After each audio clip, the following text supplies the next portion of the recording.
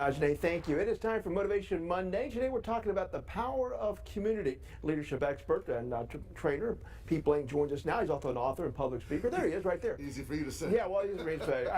It's never written for me, and I have to ad-lib it every single time. You do good, but I have to remember all the different hats you wear. Correct. One of those, though, is you had to wear extra clothing, not just a hat inside your own home. No kidding, man. Yeah. That was unbelievable this past weekend. But luckily I had a community to surround me because here's my story for today. Okay.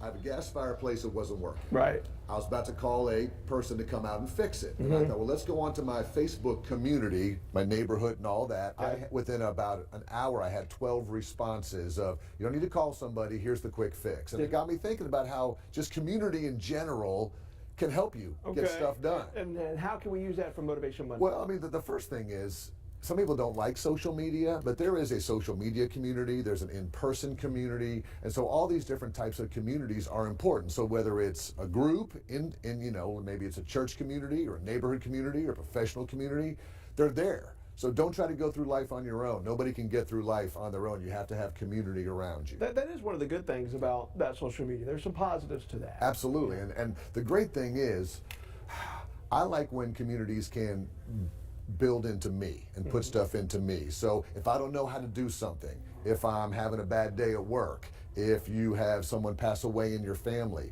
if you have a community of people or whoever, they can be there for you. Like in the good times and the bad. There's nothing worse than having something great happen to you and no one to celebrate with, or having something bad happen to you and no one there to help you in your grief. That is so true. You have to have both. And the thing is, if you put that information out there and you get ignored, that's not a good thing. But that's usually not what happens. No, that's not what happens. People will jump in and help you all the time. And it's a two-way street, though. See, that's the thing.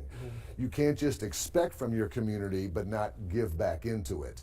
So again, it's got to be a two-way street. So if you want to be involved in a community of professionals or community of learners or community of neighbors or community at church, you've got to be able to give and listen and be there for people as well. Now, we do have some colder mornings ahead still. Yes. Did you get your fireplace fixed? That's what I want to know. I got it fixed for $7 versus $200. There you so go. Thank you, community. I owe you over $125. Community came to the rescue. It was awesome. Of leadership trainer, public speaker, and author Pete Blank. So good, man. All right, thank you, buddy. Buddy. All right, we're going to get motivated in the kitchen next.